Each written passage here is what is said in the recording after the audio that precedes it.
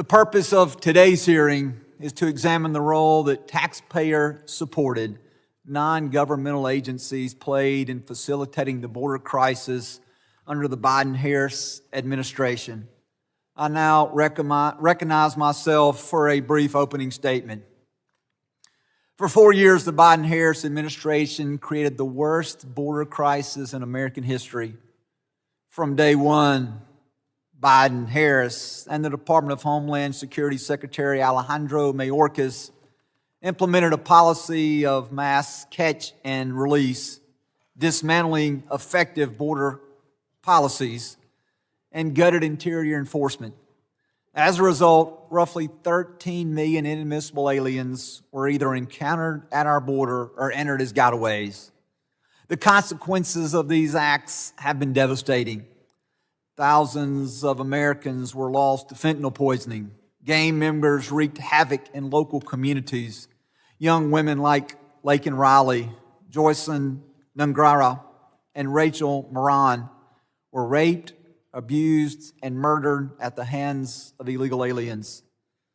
This committee led the way by impeaching Secretary Mayorkas for his willful and systematic refusal to enforce long-standing immigration law. Laws passed and amended over the years by bipartisan majorities in Congress. The American people also emphatically rejected the open border policies at the ballot box last November. What is not known by many, and what will be highlighted today at this hearing, is that the Biden-Harris administration could not have executed an open door border policy on its own. They needed help. And that help came from non-governmental agencies funded by the federal government. These groups that received billions in taxpayer funding would prove instrumental in helping the Biden-Harris administration process and release a historic number of illegal aliens into our country. Under a DHS program called the Emergency Food and Shelter Humanitarian Program, EFSPH, which later became the Shelter in Service Program, FEMA provided grants to numerous NGOs, many of whom are operating at the southwest border. These groups spent billions of taxpayers' dollars giving to them by the Biden-Harris administration to provide all types of benefits to illegal aliens, those individuals who were recently released from DHS custody. Our taxpayer dollars were spent on purchasing tens of thousands of nights in hotel rooms for illegal aliens, instead of using existing ICE detention facilities to house those detained individuals. The Biden-Harris administration sent taxpayer dollars to NGOs to put them in hotels at the cost, again, of hundreds of thousands of dollars over the course of those contracts. In many cases without any ICE supervision.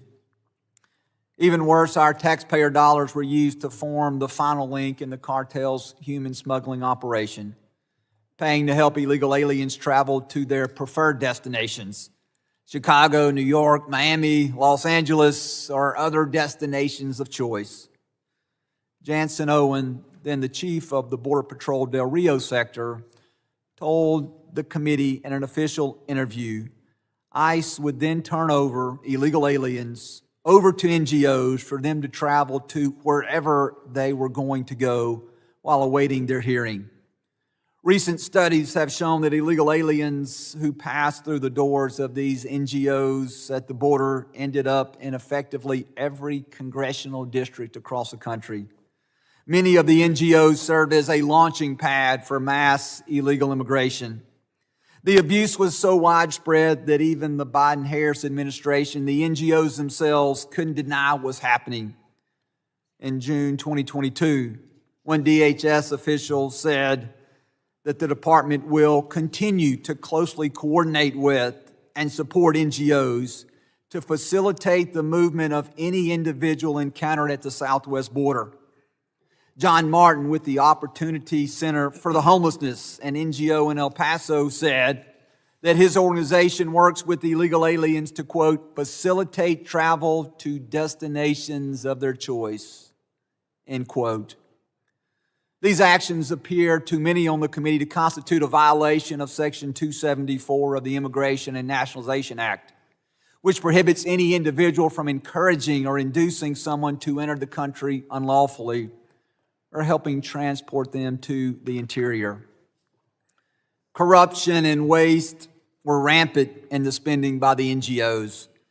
Under the Biden-Harris administration, DHS's top watchdog audited millions of dollars that had gone to local grant recipients over a 6-month period in 2021.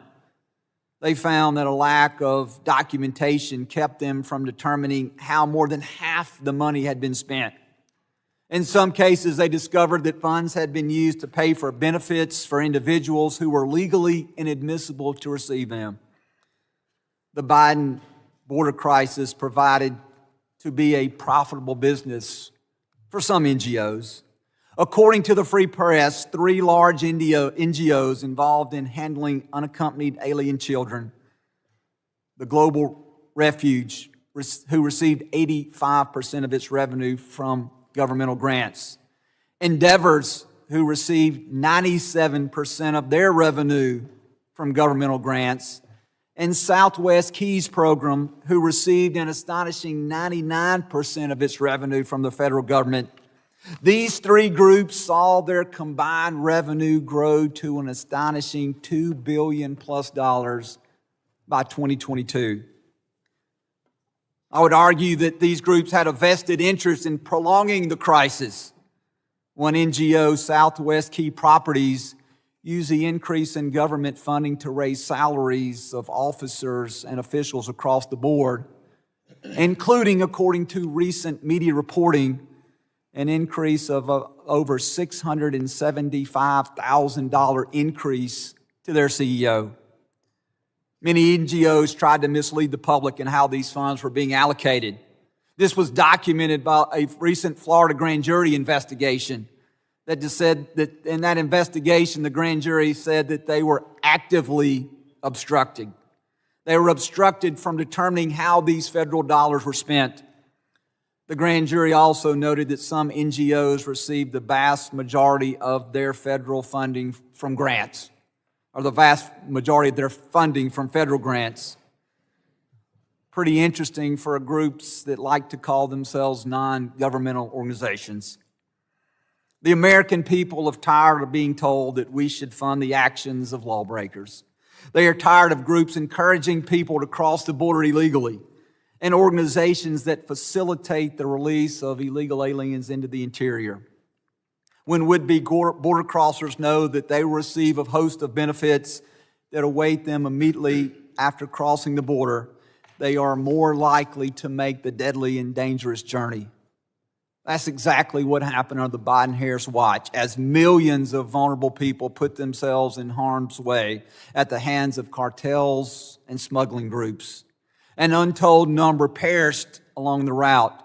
Tens of thousands of more suffered physical and sexual abuse on the way, and many are still trapped today, paying off their cartel debt through forced labor or working in the sex trade.